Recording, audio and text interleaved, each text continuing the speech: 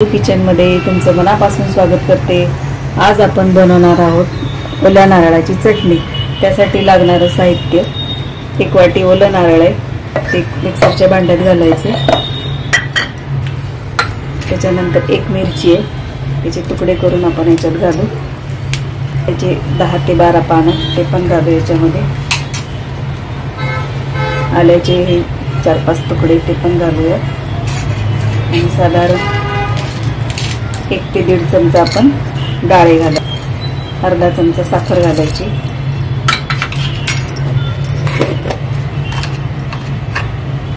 अर्धा चमचा मीठ घालायचं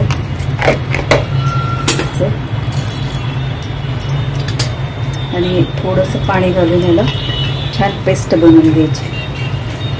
थोडंसं 1-2-3 चमचे पाणी घालायचं आणि त्याची पेस्ट बनवून 1 मिनिट इथलं जरासा त्याप्रमाणे तुम्ही बघू शकता की आपली चटणी किती छान झाली आहे,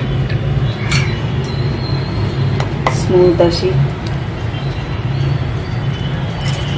आपण तडका देऊ। त्याच्यामध्ये आपण हिरवी कोथिंबीर